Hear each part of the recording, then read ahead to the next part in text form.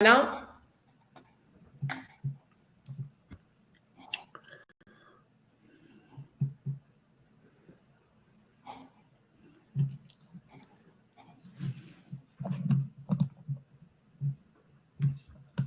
Buenas tardes. Good afternoon, everyone. Good morning. If everyone is connecting from US, so anyone is connecting from the other part of the US. So we are going to have 2 minutes, and then we wait for 2 minutes for the people to join, and then we will start. We are going to start today with our international speaker on Odysseia.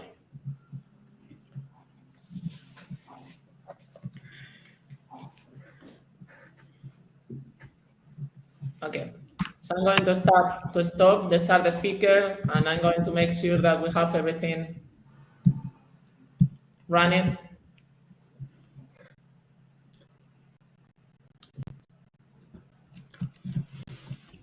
Okay, so Rosa, is everything fine right now?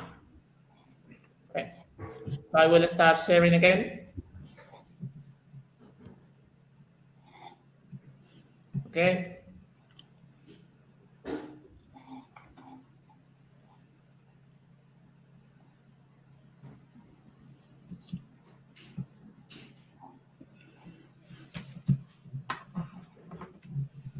So people is connecting right now, so let's wait for a few minutes. You know, the traffics, the different videos, and all of that.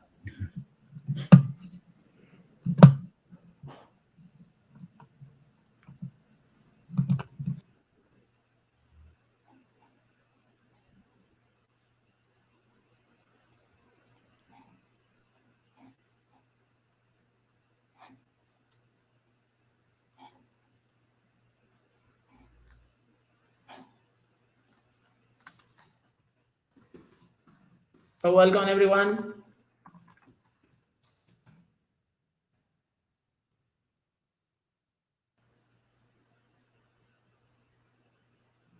People are joining, so let's wait for them.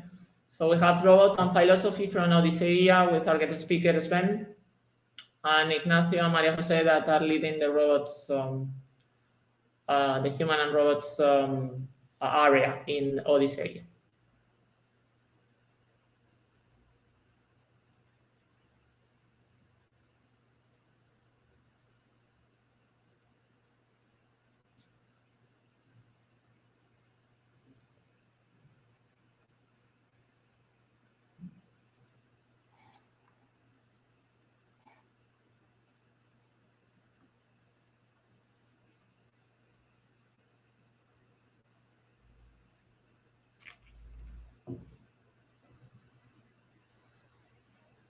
So welcome, everybody.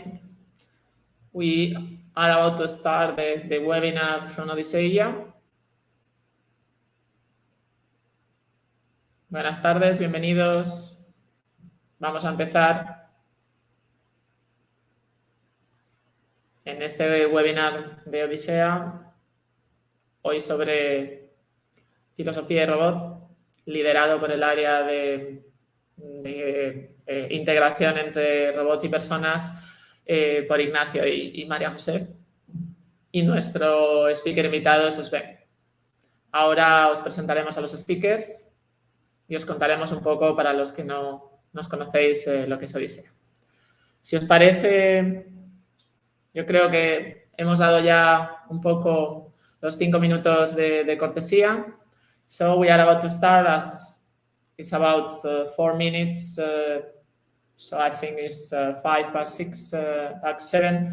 So let's start with the introduction. I'll start in Spanish, but then I switch to English, as we are going to have the speech for the speakers in English. And then we will continue with the question in English, although every question will be welcome, and if you need some help with the translation, we can help to the audience. So don't be shy and make your question. Let's switch to Spanish then for a minute. Odisseia es un espacio de pensamiento, debate y acción con expertos de máximo nivel, desde que forman parte de este equipo, desde una doctora del MIT como es Nuria Oliver, nombrada Data Scientist de 2019, o el Chief Data Strategist de Telefónica, Richard Benjamin, o Marc Cabra, reputada periodista de investigación que ha ganado más de 40 premios internacionales, incluyendo el premio Pulitzer. Además de estas personas relevantes, y estaría mucho rato leyéndolas todas, estos son parte de los fundadores junto conmigo. Además, tenemos ya más de 150 socios, entre los que están también alguna de las grandes empresas en España. Tenemos socios del mundo de la empresa y socios particulares. Hemos crecido, nos constituimos en noviembre del 2019 y tenemos 3 grandes líneas de actuación. Generar conocimiento como think tank y do tank, nos gusta más hacer que pensar. Hace poco hemos realizado una formación para la SEDIA de inteligencia artificial en la que hemos recibido muy buen feedback de la Secretaría de Estado y, bueno, pues entre otras cosas es una de las áreas en las que estamos trabajando. También estamos trabajando en el proyecto guía, en el que se trata de proporcionar efectivamente esas guías, ¿no?, para la inteligencia artificial. Y luego tratar también, dentro de esas líneas de actuación, realizar investigación y fomentar la unión de la comunidad. Hemos creado muchas áreas en Odisea. Sabéis que la inteligencia artificial es transversal y por eso es muy amplia y se puede utilizar en muchos dominios, por decirlo de alguna manera, y por eso, para tener una mayor especialización, hemos creado esas áreas de foco. Pues está defensa, educación, ética o la que vais a ver hoy de robot, hay muchas de ellas, y el área de formación. Yo soy Mónica Villas, como habéis visto, soy la directora del área de formación y una de las prioridades de formación, por supuesto, es contribuir a extender este conocimiento. Este es el webinar número 18, queda grabado en nuestro YouTube y, bueno, pues la idea es transmitir ese conocimiento. Just in case, I'm going to switch to English for the rest of the meeting, just in case we have some people connecting from other countries and not speaking Spanish. So I have talked about Odisea. We are a think tank, more doing than thinking, and it's now we have about 150 members, and we have some important companies inside the group, together with more than 150 participants. The webinar of today, this is the 18th webinar we are doing, will be recorded, so you can access to it in case you don't have time to be here all the time. And the structure will be as follows. So we will have the introduction of the area of human robots and Odisea, done by Ignacio, who is leading this area. Then Sven, who is our guest speaker today, will give about 30-minute speech about the main philosophical concept about robots and ethics. And then Maria Jose has been gathering the main question during the previous days. Together, she put this question and put all the questions together from the Odisea community, and then we will open question for all of you. And don't hesitate to put this question in YouTube while the speaker are talking, and we will cover later on. So, saying that, let's say we are going to add first Ignacio, and I'm going to stop sharing. You see Ignacio. Hi, Monica, thank you. Let me introduce Ignacio. Ignacio, apart from leading the area of robot and human interaction, he's industrial engineer, MBA, and PMP, and he works as an advisor, professor, writer, and speaker. I invite you to join his blog because it's very, very very nice, and I follow the blog he's written. Specialized in innovation. He's specialized in innovation and digital transformation and business process and model. he's having his own firm, let's say like that. It's called Reingeniería Digital. In the past, he has held different executive positions on the last 25 years in the areas of research development, key account solution, and network operation in Telefónica. He is the co-founder of this of the area, as I told you, the human and robot interaction inside Odisea, and he has published 2 books about robots, Robots en la Sombra, very recent this year, and La Carrera Digital on 2019 about digital transformation. So welcome, and I will share your LinkedIn with the speakers for them to know you better. And then let's introduce Maria Jose. Welcome today, Maria Jose. Hello. Thank you very much for being here today. Maria Jose works with Ignacio in Odisea. Apart from that, Maria Jose's experience is focused in human-centered and designer, with a demonstrated experience on the information technology and services industry. She's an skilled project manager, research facilitator, and interaction design on the user experience and design on the user interface. She graduated in information science and branch of journalism from Universidad Complutense, based in Madrid. And well, she's, as you say, as I said, the collaborator in the area. Now she's focusing in spreading the word about digital ethics in the product and service design field. So welcome today, Maria Jose, and what I'm Hello, hello, and many thanks overall to Professor Sven Nijholm for accepting Odisea's invitation and talking to us, and welcome to the entire audience for their presence and interest. Yes, thank you very much, Sven. We will introduce Sven later on with Ignacio when Ignacio finishes. And thank you to both of you just to prepare this webinar for Odisea.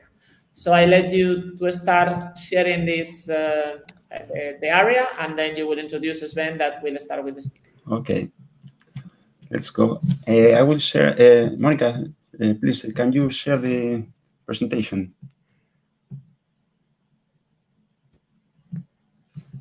Okay. Well, I think we all want to listen to Sven and learn a lot about philosophy and robots and all the difficult problems about that. But let me use only 5 minutes, no more, to introduce what the human-robot interaction area of Odisea is, what we are doing, and why this webinar we think is important and it makes sense speaking about philosophy related to robots. Well, as Monica said, the work in Odisea is organized through areas that are, let's say, specialized in knowledge or challenges or things like that. And the area which works with robots is the human-robot interaction area, who is promoting this webinar. We're focusing, let's say, in 3 market solutions with its social and ethical implications.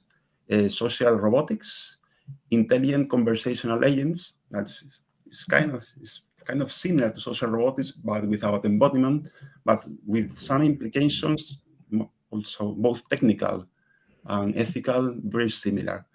And let's say in a different vein, the brain-computer interface, that is another kind of relation between humans and machines. We're doing some research, especially about studies and documentation. We are doing some dissemination. This is our second webinar. The first one was about social robotics. And I hope in a few weeks we can make another one about brain-computer interface and neuroethics. And we're also investigating about things related to law. And really what I like to do, Monica said Odisea is devoted to action. What I would really love to do was launching projects using robots for achieving social good, let's say. And I think we'll try. And why speak about robots related to philosophy? Well, I think that when we are speaking about ethics related to technology, there can be, let's say, two situations. Maybe we have our values very clear. Let's say the ethics is clear. What we should do with the technology is clear, such as it could happen, for example, in privacy. In that case, perhaps we can jump from technology to law, because we know what we don't want to do with that technology, what is right and what is not right. But in the specific case of robots, I think there are very special challenges that we have no real clear values right now. There is no consensus on what we should do. And really it's challenging even as we conceive ourselves as humans. So I think it's very important in the specific area on human and about robots and human-robot interaction to turn back to the basics, to ethics, to philosophy, just to try to understand what's going on and what's right, what's not, and what we should do. And to do this, with us is Sven Njol, and I don't know if I pronounce it correctly. Sven is Associate Professor of Philosophy at the Utrecht University. He's also a member of the Ethics Advisory Board of the Human Brain Project. He's Associate Editor of the journal Science and Engineering Ethics. And the area he works is just to try to see how the traditional ethics and even the human self-understanding is influenced by, let's say, modern technologies, and very specifically artificial intelligence and robotics. He has also published at least one book, this book, Humans and Robots, Ethics, Agency, and Anthropomorphisms. I can tell you it's a great, great book. From time to time when I read things, I'm an engineer, as Monica said, when I read things about ethics or humanities related to technology, related to robots, sometimes I cannot help but saying, that's not true, that's not realistic, but that's not the case. In this book, it's a book of philosophy, it's not technology, but respects perfectly what the reality of technology, what is right now, or what it can likely be in a near future. So if you haven't read it, you should. Okay, and he's writing another one. Let me see the title: Technology, Ethics, and Introduction, that is supposed to appear next year in 2022. And for me, it's really a great pleasure, and I'm really proud of having Sven here. And what I want now, as I think you do, is just listen to him, learn, and know much more about robots and philosophy. Sven, the audience is yours. Well, thank you very much, Ignacio, and everyone for organizing. I think you promoted me because I'm an assistant professor, but I wouldn't mind being promoted to associate professor. So I am an associate editor of the journal you mentioned. And thanks also for the kind words about my book. And I am I'm aware that we have a sort of interdisciplinary or inter-field, so to speak, audience, and so it's always hard then to know at what level or to pitch things. But I'll just start, and we will see, and then later we can get back to that in the discussion. And so, speaking of introducing things, whenever I talk about my work on this, I like to start by showing this picture, because I think it really captures a lot of the things I'm interested in when it comes to technology. I mean, Ignacio mentioned the technical side. I am personally primarily interested in the sort of the human side of things, how human beings behave or are willing to behave, or how they criticize each other for behaving around robots. So here we have at least two famous individuals. So the woman at the very left, I do not know who she is. The woman at the very right is very well known to us all, that's Frau Merkel, Chancellor of Germany. And then the entity in the middle, Sophia the robot, is probably also famous to a lot of us. This is the robot that famously was honored with honorary citizenship of Saudi Arabia in 2017. Now, in addition to meeting world leaders, this robot has been on TV, given interviews, been on The Tonight Show with Jimmy Fallon, etc., and done many things that none of us here today, I think, have done. I mean, maybe some of the people in the audience have done some of those things, been on the Tonight Show, I don't know. But as I said, the question is, should we behave in these kinds of ways around robots? There are those who are skeptical. So here we have Noel Sharkey. He's a roboticist that have in recent years become an ethicist of robotics and technology.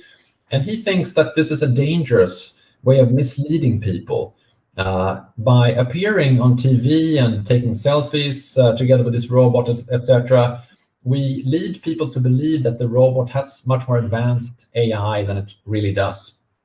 Here is another AI expert, Jan Lacoon. He's the chief AI scientist at Facebook, but also a very distinguished research professor at the NYU University in New York. And he thinks that this is, as he says, bullshit.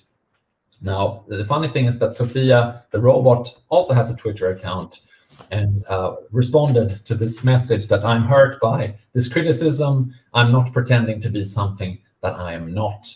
So I would recommend following Sophia's Twitter account. I certainly find it very interesting myself, and it was very useful to me when I was writing my book because I could put in some of these interesting tweets in my discussion. Now, the topic in general terms has already kind of been introduced by Ignacio, but I'll just say one or two more words nevertheless. I call it the ethics of human-robot interaction. And I think that divides into two parts, so to speak. On the one hand, how should we, human beings, behave around robots? Should we be taking selfies with robots, for example, or should we not? On the other hand, how should robots behave or be made to behave around people? And should we program them to act in certain ways? Should we try to develop artificial intelligence that can respond to human emotions in certain ways, etc.? And I mean, Ignacio already was kind enough to mention my book, but here you go again. I discuss all of the things I talk about today much more in this book that's called Humans and Robots. Okay, so I work in a philosophy department, and so we all start by reading Aristotle, and Aristotle tells us that we should define our terms at the beginning of discourses. And so I'm not going to spend a lot of time talking about the definition of these terms, except for the fact that I find interesting, namely that the term robot comes from science fiction, whereas the term artificial intelligence comes from science. And so actually it was 100 years this year that the play Rossum's Universal Robots premiered. I think the play was written 101 years ago in 1920, but it premiered in January 21. And it was about artificial humans that are made to work in a factory. And I think this may be a picture from this the original production of that play. I'm going to mean by a robot a sort of machine that's made to perform a certain task that is responsive to the environment and that may possess some degree of artificial intelligence. So what is artificial intelligence? Well, it's a machine. I like to use the original definition that was introduced in 1956, namely a machine that is able to do or imitate something that human beings are able to do, or perhaps are able to do certain things in a way that's more advanced than what human beings are able to do, play chess or something like that. And then there can be narrow forms or wide forms, depending on how many different tasks the machine is able to imitate or actually perform. Okay, so those are standard definitions, but again, it's always nice to define things at the beginning. But now when it comes to robots, there's really a broad spectrum of things that we talk about. And at one extreme end of the spectrum, you have what I'm here calling the most normal robots in the real world. They look nothing like humans. They look like whatever they need to look like in order to perform their functions. I mean, some of you may have Roomba vacuum cleaning robots, and you know that they don't look like humans. Now, in the middle of the spectrum, I put what I call paradigmatic robots. And so that picture that we just saw from this play, with this metallic human-like form, maybe that moves a little statically, we have something we call the robot dance, what you see in a lot of science fiction. On the other extreme, you have robots that are designed to look like humans. We already saw a picture of Sophia the robot. That would be one example of a robot that's made to really not just look kind of like a metallic human, but look like a human. and behave like a human. I mean, most robots may not look nor behave like humans, and most real-world robots are therefore, in a certain sense, less philosophically interesting than robots such as, for example, Sophia. But let's look at just a few pictures of some robots and just think about them and see why they're interesting. I mean, this is Pepper, the robot, recently discontinued, I think, in terms of production. And this is a robot that looks like what I was calling a paradigmatic robot. I mean, it looks a little bit human, but you can, no one would mistake it for a human. It's a robot. But here, in this picture, it's performing a Japanese sort of religious rite. And so performing a very human role. And I mean, this is a robot that sometimes welcomes people to hotels. It's used in a lot of research. So it's a kind of multi-purpose robot. Now, at my former university, at the Eindhoven University of Technology, the Queen visited and then was greeted by this robot, Amigo. And the robot gave the Queen of the Netherlands this bouquet of flowers and asked what her name was. And the Queen happily accepted the flowers and politely told her that maximize my name. And there we're already getting to what I was talking about, what I'm going to be talking about, anthropomorphism. Attributing human-like qualities and responding to robots as if they're human or human-like. Here is a more realistic type of robot in terms of what we have out in the field, so to speak. I mean, this is a military robot. Doesn't need to look like a human. It would be very bad for its functionality. I mean, here's another example. This is a robot in a warehouse, a logistics warehouse. In order to lift boxes or carry them around, it may be much better to look like this. I mean, this looks a little bit like a Roomba that's been, I don't know, supersized, so to speak. But here, this lady in the picture, she's having to work together with the robot, and the robot may need to become a kind of new kind of team member for her. Here we have a self-driving car, or one of Google's prototypes. By my definition of a robot, a machine that can perform certain tasks in a way that's responsive to the environment. This is another robot. Again, this doesn't look like a human. Now, one more example from a university, my old university here in the Netherlands that I used to work for before moving to Utrecht, namely Eindhoven University. They have created some really amazing soccer playing robots. And so again, we have a robot performing a human task, playing soccer or football. But in order to make a robot do that, we need to design them to look in a different ways because it's much easier to do so. And really what's most interesting about this picture, I mean, the robots are very interesting, but the people in the background who come to the game and watch the game and are interested and clap and cheer on the robots, another example of how something that doesn't even look like a human can make you respond in a very human-like way. You can see them as playing soccer, and it's impossible not to do that because they function autonomously, and we see them as playing soccer. So let's move to a few examples of humanoid robots. We have already seen Sophia on the left. The robot in the middle is called Casper. It's a robot that's used in experimental treatment of children with autism. The idea is that a simplified human can make or help to make these children open up to social interaction, where they may find social interaction with other human beings to be confusing and overwhelming, because humans are complex, but this robot here is a little bit simpler. And the inventor, Ben Robbins, there on the left of that picture, says that, yes, they have had some success with this attempt to open up children using these robots. On the very right of the picture, we have, well, the question is it on the very right or almost on the very right? We have Hiroshi Ishiguro with a robotic copy of himself, which some of you may be familiar with. Now, these are some humanoid robots. The ones that you may potentially have heard about in at least tabloid press would be the so-called sex robot. Now, this is a robot that's invented specifically for sexual purposes, and there a lot of people who are interested in such robots would think that it should look like a human because that's what they maybe are interested in. Now, are all of these robots made to look like women? Most of them are, but there are also some exceptions, and this one is called Henry. Okay, now this is a controversial type of robot, and very specifically controversial is this particular one, Roxy. because one can set Roxy to what is called the frigid Farah mode. And so that means that the robot is not really welcoming the advances of the user. And so some people have said that this is a robot with which people can live out rape fantasies, and that the whole idea of sex robots, some people say, encourages a sort of glamorization of non-consensual sex. Now, is it the case that everyone who is interested in sex robots or sex dolls have that kind of rape fantasy mentality?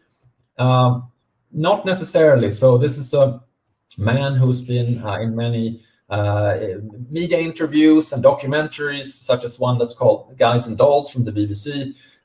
He calls himself Dave Cat, and he is actually a friend of mine, and he lives in Michigan together with a doll. And when he's being interviewed about his dolls, he will say things such as, "I don't want to treat her like a thing, and I won't." Now, that's a doll and not a robot, but it's an example of someone who's taking what appears to be quite a different attitude than the one that we were just talking about, that some people worry about. Okay, now, we want to stay grounded, and so I already mentioned before that the term robot comes from science fiction, and I think a lot of, not just the term, but a lot of our ideas about robots come from science fiction, and it's very easy to get carried away, and so we always have to kind of remind ourselves that, yes, robots in the real world, what they can do is maybe much less advanced than what robots in science fiction can do. However, it is interesting to note at the same time that some of the things that used to be science fiction, the self-driving car, like the movie Herbert, or Herbie is perhaps the title, that has now become closer to a reality. We have some level of automation in cars. We're experimenting with fully automated cars. Robots that look like humans have also been the topic of movies, and we're getting that with something like Sophia, etc. So some of these ideas from science fiction are turning into science and stop being only fiction. Now, we have talked a lot about robots, and I said that I'm interested in human-robot interaction. So maybe a quick word about what a human is. Now, this, of course, is a topic where there are many more definitions than there are what robots are, and we're not going to be able to talk about all of them. But just let me quickly mention that this topic of what is a human being, according to the philosopher Immanuel Kant, this was one of the 4 most important questions of all of philosophy. The other ones were, what can I know? What should I do, and what may I hope for? And then, what is a human? He then later added in his later book that those are the 4 most important questions of philosophy, according to Kant. I suggest that when we think about humans and robots, we should remember that we have both bodies and minds, and that we're both biological beings and cultural beings.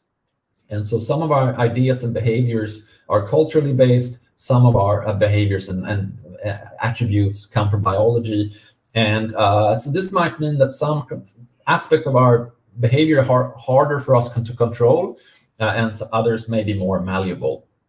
Also, when we think about robots in the future, at the very least, we can ask, what is it that we value in our human interactions with each other? And is it possible or desirable, or would it be a bad idea, perhaps, to try to achieve those things that we value in human interaction in human-robot interaction, or would certain things be lost along the way? Okay. Now, when I was working on the book that was mentioned before, I took a lot of inspiration from 2 other books. And obviously, I read a lot of material, but 2 books were particularly inspiring to me, at least in general terms, namely these 2. So in Unfit for the Future by one of my old teachers, actually, Ingmar Persson, and his colleague Julian Savulescu, they argue that human psychology really developed over a long period of time when we didn't live in the modern world. And so our human brains, our human psychology was formed really to live in kind of the world of the past. But now, with small tribes, everyone knew each other, with no modern technology, etc. Now, however, we live in the modern world. Huge societies, all sorts of modern technologies, and we may not be psychologically, so to speak, ready for this. Now, Jacob Turner, in his book, Robot Rules, in turn, argues that our legal systems developed to a large extent before we had modern technology. Of course, they're constantly evolving and changing, but take something like the self-driving car. Every law having to do with driving well, now things are changing, but up until recently, assumed that there was a human driver in the car. So we have to change our laws. And in the same way, I was starting with this idea in my book that, especially when I kind of opened my discussion, that, well, our human minds and our human brains, both from a biological and cultural perspective, sort of they evolved and developed to a large extent before we had any AI, before we had any robots. Now, however, we are living among robots and AI more and more with minds and brains that may not be well adapted to responding to these technologies. And so we have to think about what to do about this, because there are risks involved. And I mean, there are many options, but two options that I'm really interested in are, well, one thing we can do is we can try to adopt ourselves to the robots, or adapt ourselves to the robots, or we can try to adapt them to us, or some sort of combination of the two. And just real quick, I mean, what are some of the features of our minds that may make us, are not ready for robots? Well, some of these things that I talked about already, that we tend to respond in a very human-like way to non-human robots. We tend to talk with them. We may even fall in love with them, want them as our friends, etc. And so because we have these tendencies, we can either try to design the robots in a way that would sort of counteract that tendency, or we can try to live with the fact and adapt ourselves to the fact that this is how we interact with a lot of machines, not just robots, but with computers or whatever it might be, cars. All right, so should we ever try to adjust ourselves so that we become more like robots? Typically, if we say that someone is treating us as a robot, that's a kind of we're feeling insulted. We don't want to be treated as a robot. But perhaps there are cases, perhaps the self-driving car would be a case where if they become better at driving than we humans are, and so that's the engineering goal. We try to create a more optimized form of driving. Well, then the question is, can we justify continuing to drive regular cars?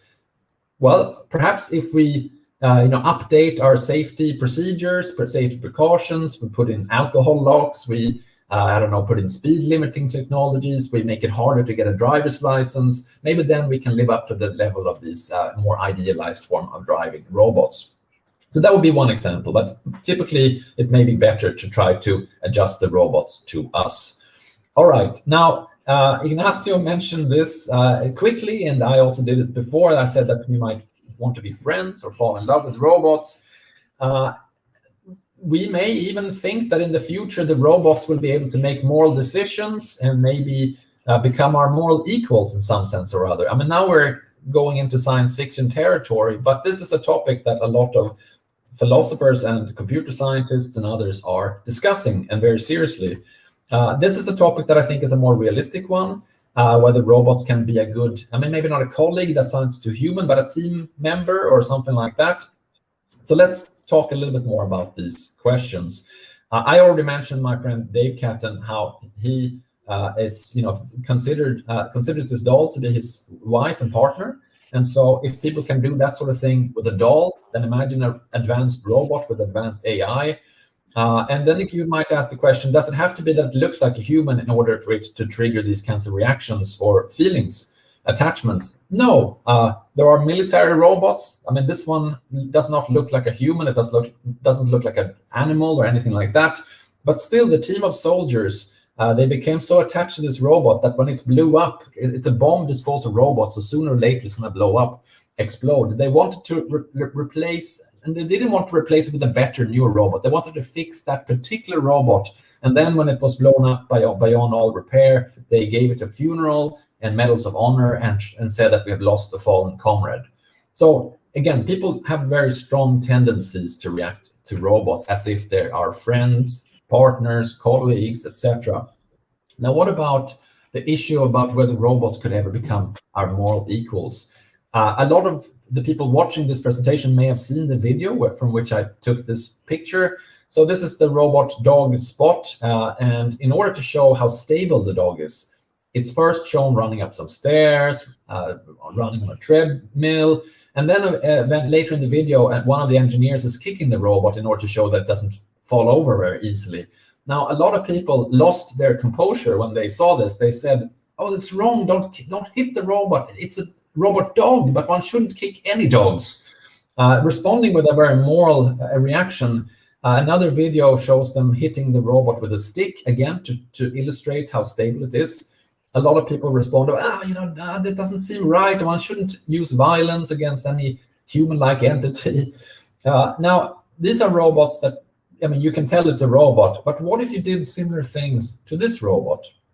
So this one is called Erica. That's another creation by Hiroshi Ishiguro. Now, if someone were to kick or hit this, I would think that there must be something wrong with that person, because even though I know it's a robot, it doesn't seem quite like at least symbolically, it doesn't seem right. It represents violence against human beings, or women in particular, and that is not something that we want to sort of symbolize or represent or imitate in our behavior, even if it's a robot and not a real person. Now, when philosophers talk about this, and what philosophers like to do is to make distinctions and analyze things. And so let me indulge a little bit in some analysis here. Now, when we think about these last slides with people hitting and kicking robots, and the question about whether robots can be our friends, our colleagues, our moral equals, you can really ask at the very least three main questions. One would be, could robots have the sorts of properties or abilities that would enable them to truly be friends, romantic partners, colleagues, or equals? For that, the robot might need to have a mind, to have emotions, to have a will, to be able to want to do certain things. And there are philosophers and others who think that in the future, yes, robots will have these abilities. There's a German philosopher, Thomas Metzinger, who thinks that we can create feelings in a robot, but we shouldn't, because we might harm that robot by making it suffer, and we shouldn't cause suffering. Now, a lot of people are skeptical about whether it's possible to create a feeling robot, but then they say, if Metzinger's right, then yes, maybe we should avoid this. An easier question might be, or easier challenge is to create a robot that imitates the abilities that you might want to have in a friend, a romantic partner, a colleague, or a moral equal. Already a robot like Sophia is imitating a person speaking to us, and etc. So this might be easier to do. And some philosophers, such as a good friend of mine, John Danaher, they argue that if a robot can imitate these capacities or abilities, that's enough for it to make sense for us to treat them as friends, partners, or equals, etc. I am personally skeptical, because I think that if we believe that it's just an imitation, that doesn't really feel anything, the robot, it's going to weaken a little bit of the motivation to treat it as a sort of equal. But I think it's also interesting, as I already mentioned, to ask, what does a robot symbolize or represent? So a robot that is really very unadvanced in its artificial intelligence could still look like you or me. If Ignacio creates a robot that looks like me, and then he starts hitting and kicking it, I would feel like I'm somehow being attacked. But at the same time, if I create a robot that looks like Ignacio, and I want that robot to be my new best friend, and I treat it very nicely, that can also be weird for him. And if you did that to me, so to speak, I would feel uncomfortable. We can be friends, that's nice, but if you create a robotic copy of me and you want to be friends with it, that still doesn't seem to be quite right. So we're very sensitive as human beings to symbolism, and I think this is something that we should pay attention to when it comes to robots and how we should interact with them. So it doesn't, in a certain sense, of course, the more abilities and capacities that the robots actually have, new questions arise. But already before we have these kind of movies, science fiction movie kind of robots, we still have questions about symbolism and what the robots represent. And we have robots that might be able to imitate things that we think to be very important. Now, there is also a group of researchers who think that we should, as they say, think otherwise, or think in an alternative way. They say, don't focus so much about what the robot can or cannot do. Take instead what he calls a relational approach, what they call. So we have, for example, on the very left there, Janina Law. So she argues that, if someone is able to become attached to a robot and to fall in love with it, or want to have it as a friend, that's not a shortcoming. It's a kind of ability that person has that you and I may not have. Because you and I might say, it's silly that someone would fall in love with a robot. Law says we should rethink this. We should value diversity. if that's something that someone is able to do, let's celebrate this as a kind of capacity that they have and we don't have. David Gumpkel in the middle and Mark Kokelberg on the very right side, they argue that, when we think about the moral status of a robot, ask not, what can the robot do, but rather, how do we relate to the robot? How, when it enters our lives, what role will it have? That robot, the military robot that became a member of the team, the soldiers, you might argue that if someone goes in and tries to destroy that robot, it's a kind of attack on that group as a whole, so to speak. So we should think about the relations rather than the capacities of the robots.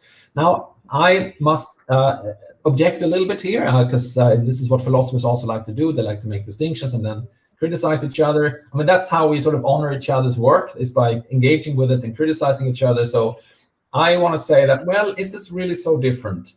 Because when we think about what relationship one can have with a robot and how it can join a kind of community, really, if the robot can't really do anything and it doesn't have any abilities, such as abilities to awaken these emotions in us, then it can't be in this kind of relationships that these philosophers are talking about. So I think we get back to this issue about the abilities or the properties of robots pretty quickly when we say, let's put that aside and let's just think about relations between humans and robots, because which relations we can and cannot have with the robots is going to depend partly on what robots can and cannot do.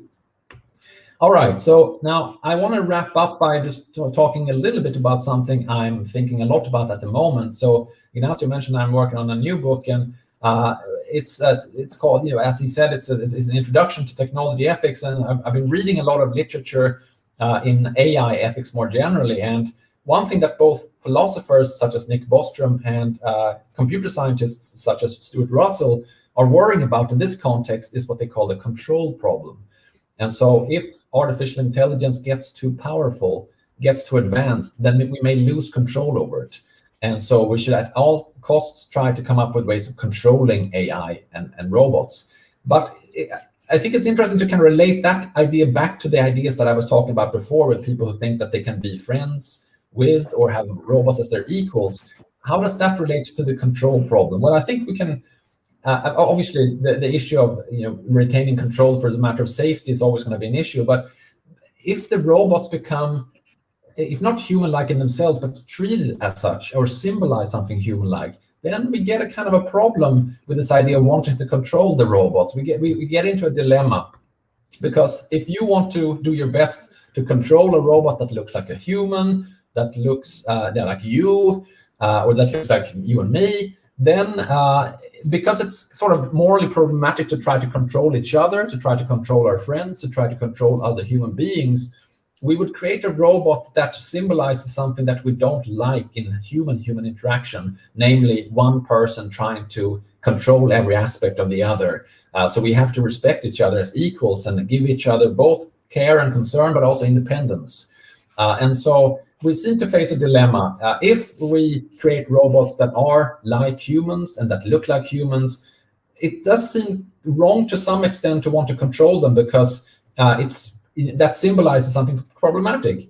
Or, if we want to control them, we shouldn't make them look like humans. And this is a little bit like what a colleague of mine, Joanna Bryson, talks about. So she thinks that robots should remain servants of humans and therefore don't make them look like humans.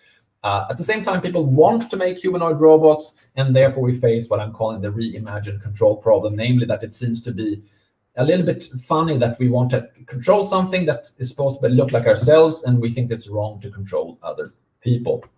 All right, now the whole landscape of how to think about robots and interaction with humans, and this is a map of that landscape that I've taken from David Gumpkel. It's getting more and more complicated. I'm not going to go into all the distinctions here. I highly recommend David's book, Robot Rights. And when he wrote that book just 3 years ago, most of these people were not on the map yet. So this is a field that's really absolutely exploding at the moment. And this doesn't even represent everyone who has been writing about this in the last couple of years. So these are just some representatives. So it's getting more and more complex, and every imaginable view that you could take about whether we should interact with robots as if they're human is being taken up by someone or other, and good arguments are presented on all sides, and things are getting really complex. I would again like to urge us to then, remind ourselves that maybe a lot of our ideas about this are really coming from science fiction.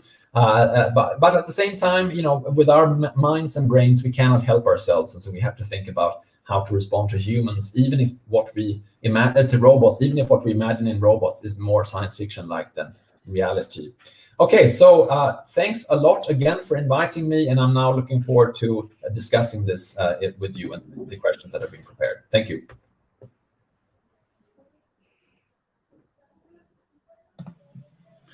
Well, thank you very much, Sven. I don't know if Monica is there. Yes, I'm here. Thank you very much, Sven. Well, the thing is that it was really, really good, the presentation. So I guess now we go through the question from Maria Jose, and I let you to share, Maria Jose, from the question you gathered from Odysseia. From the moment our audience seems to be a little bit shy, so I will try to foster the question. So I will leave you with the question and Sven, and we'll try to foster the audience again. Okay? Okay, let's go. Thank you, Sven, for your presentation. What a lot of food for the brain and good questions and arguments. So your presence here today has attracted the curiosity and attention of many members of Odysseia, and we have tried to philosophize and ask ourselves questions that I have gathered for you. Previously, you have talked about many things in your presentation, and I think that now is the moment to get deep on it. Our first question is related to the meaning of to be a human today, as you said before, human being. Now, apparently, we live in a paradigm of utilitarianism. So what matters in the current economic model and society is production, efficiency, speed of execution, speed of calculation, cost versus benefit, automation. These all are skills that are commonly associated with robots. How could you define what it means to be a human today? Or in other words, what are the opportunities for humans nowadays? Yeah, no, that's a great question. I really agree with your comment that the way that humans are portrayed in a lot of classical economic theories sounds more like a robot. Another thing that maybe it sounds like is a firm or a company. They are a kind of entities that try to maximize profit and that maybe function in a kind of rational way.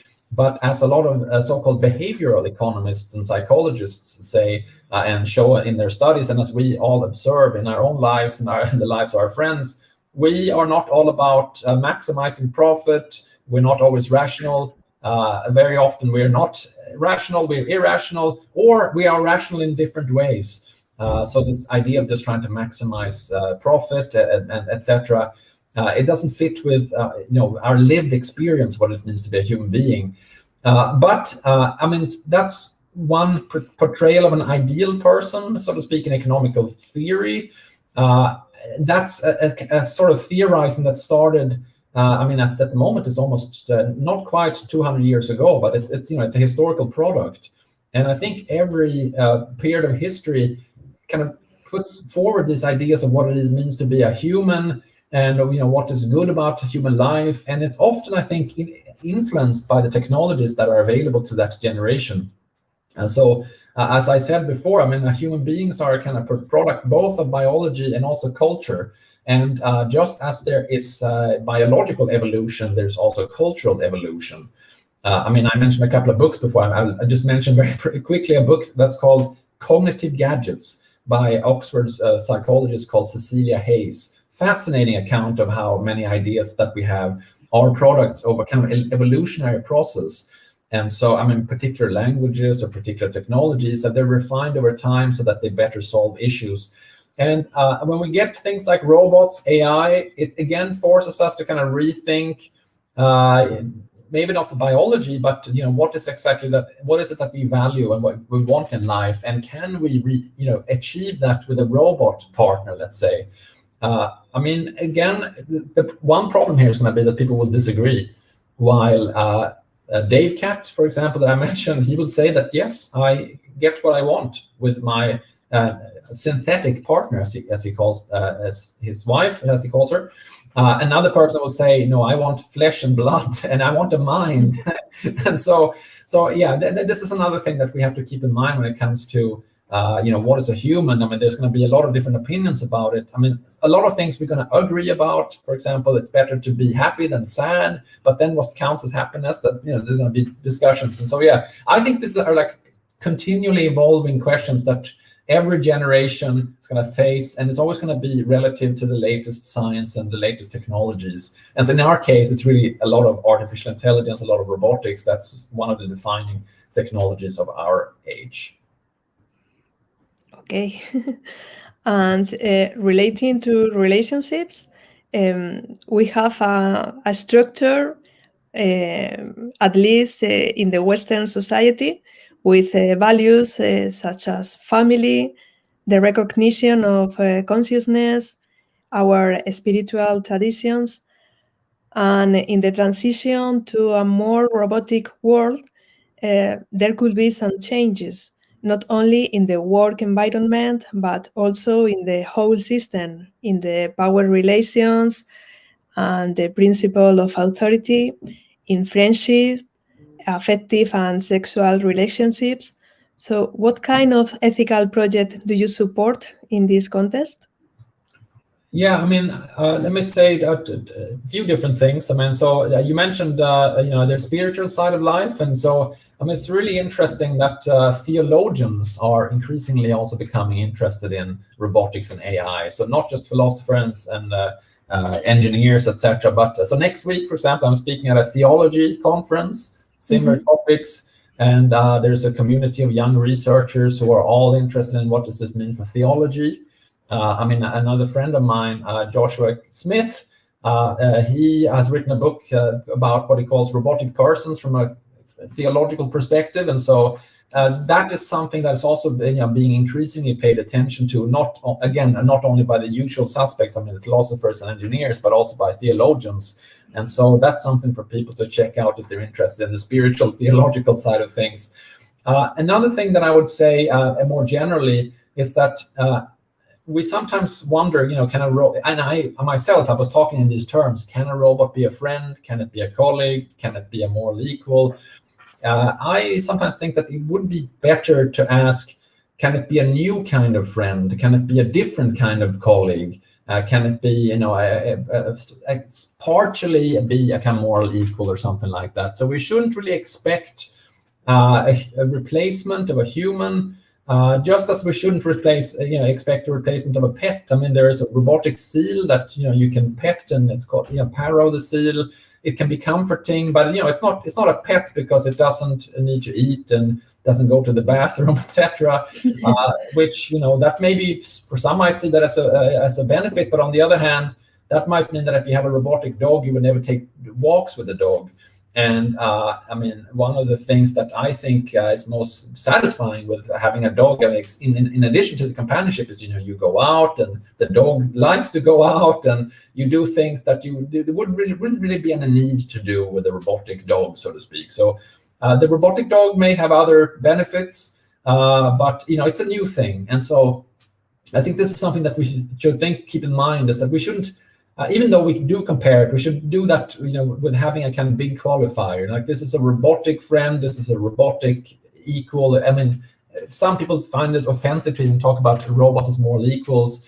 But I think if we have these qualifiers, and so it's not about human relationships or human rights or whatever, but it's about something else, robotic versions, then I think we are on the right path to how to think about these things correctly. Mm-hmm. Okay, I agree.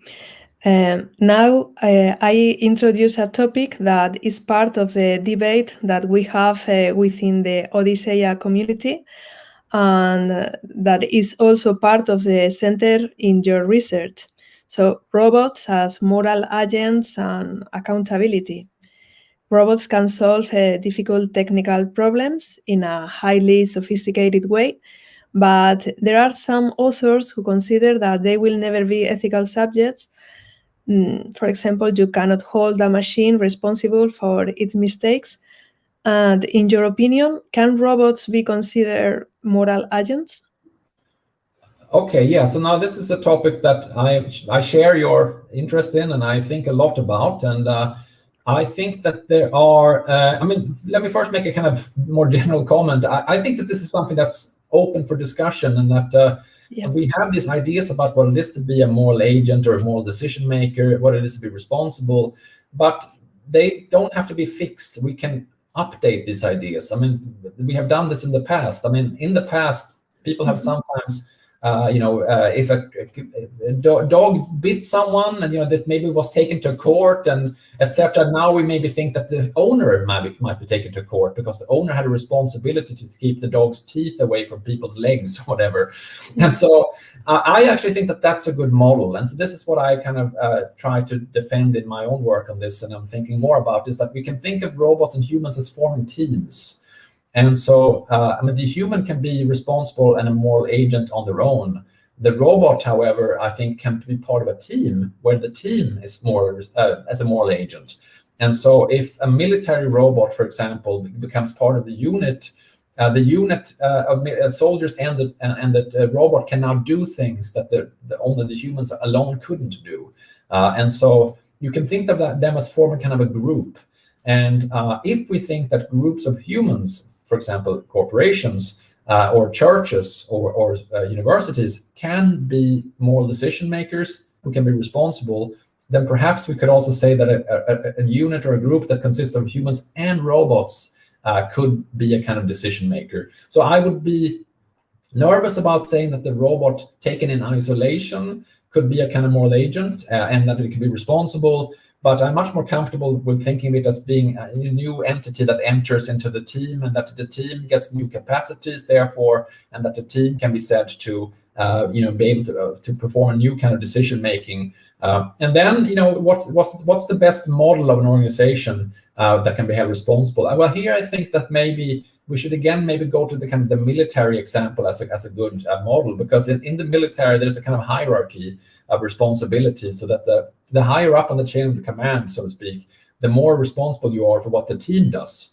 And so that can also be a model to use in the case of human-robot interaction. So it could be that a soldier is able to do things that the commander, who's now too old or too slow or whatever it might be, is not able to do. So that maybe the capacities of the individual young soldiers are better than the commander, but the commander could still play a role in the team, whereby they are actually more responsible than the soldier is for what the team as a whole does. The same could be true in human-robot teams.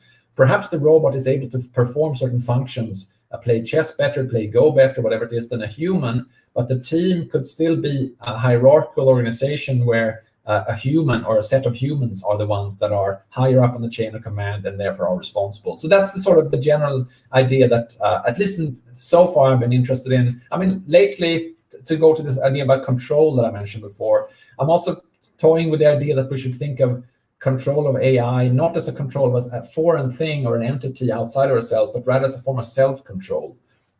So if we view ourselves as extending our capacities into the technologies we create, such as robots or AI, and then we can think of the robots that we are able or unable to control as a matter of whether we have good or not very good self-control. So that's something I'm interested in exploring further. But those are some of the thoughts that I personally have about those particular set of topics that you mentioned.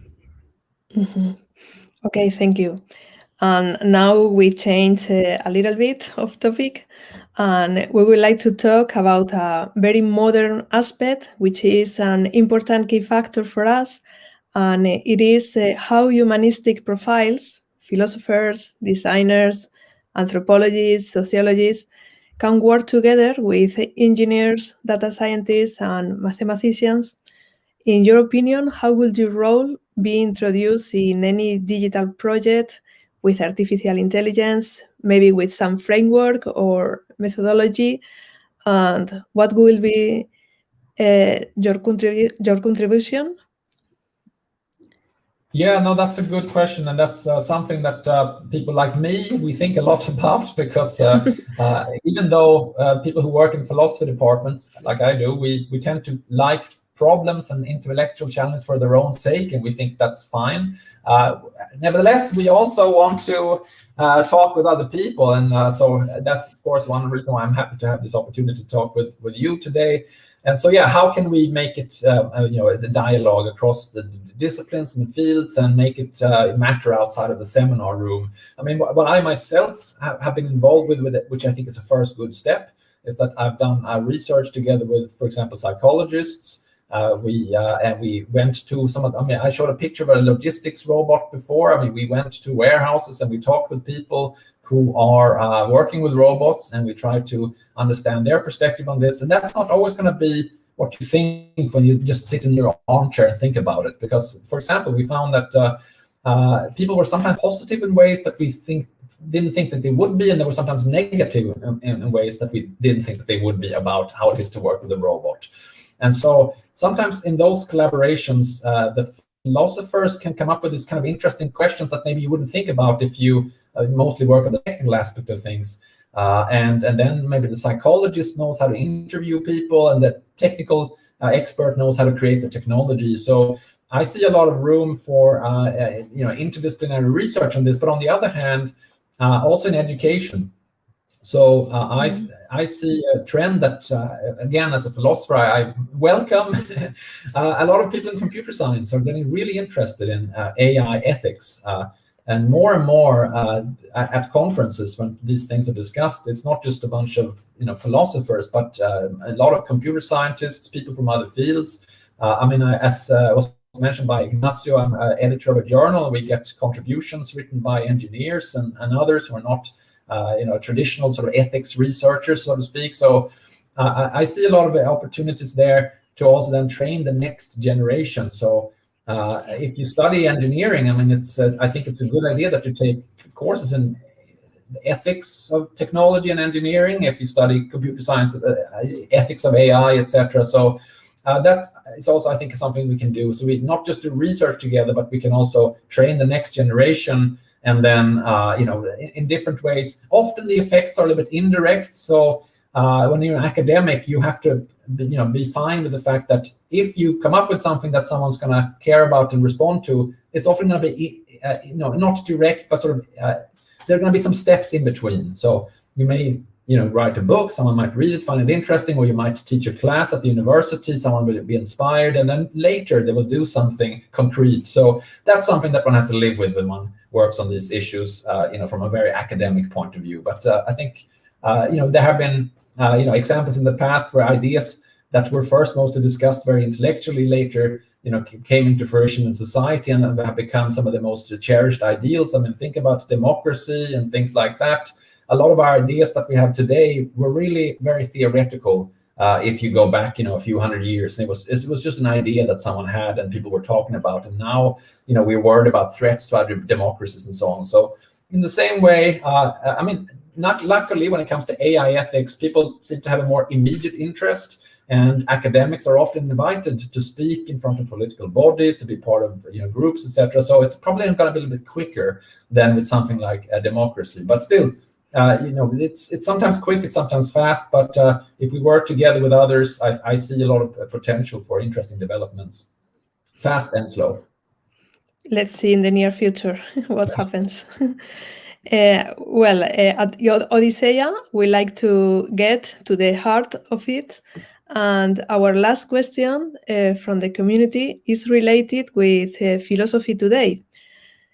So please, regarding robots and artificial intelligence, apart from everything you have talked about before, what are the main dilemmas that you are currently focusing on it?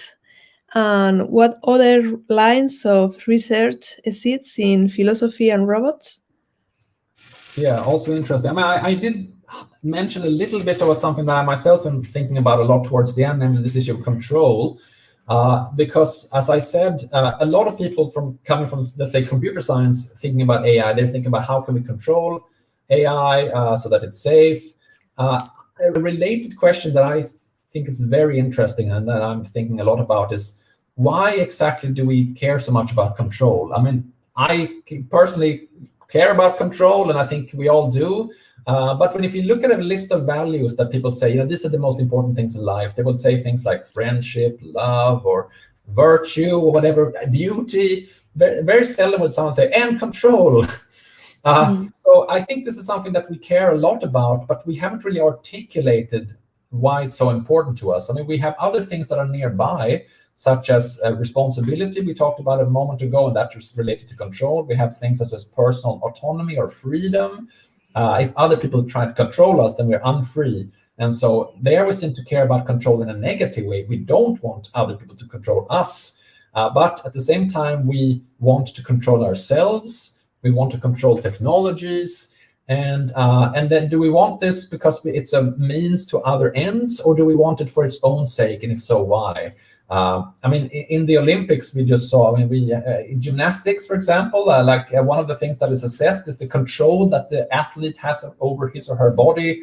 And so when someone like Simone Biles performs an extremely impressive gymnastics routine, so to speak, one of the things that we admire is the control that she has over her own body and movements, etc. So there we seem to be admiring control as a value in itself, in a certain sense.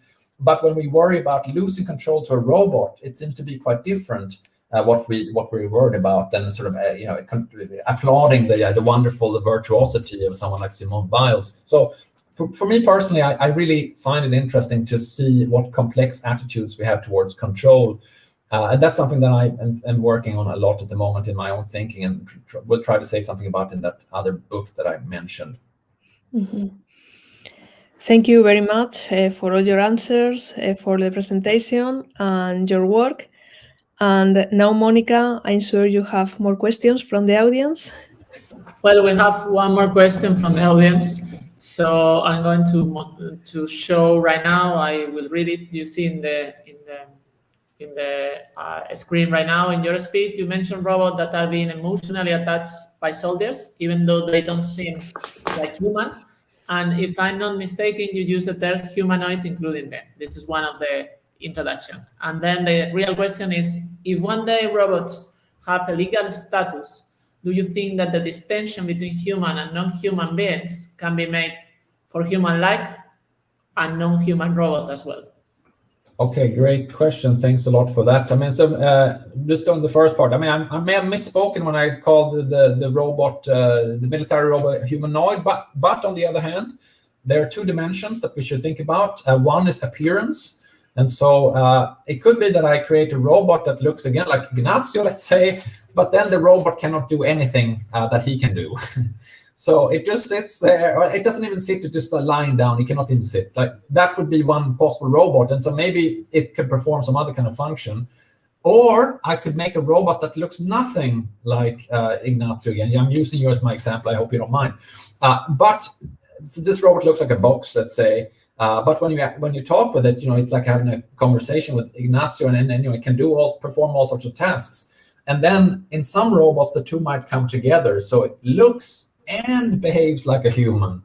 I mean, that would really be a humanoid robot in a really maximized sort of sense.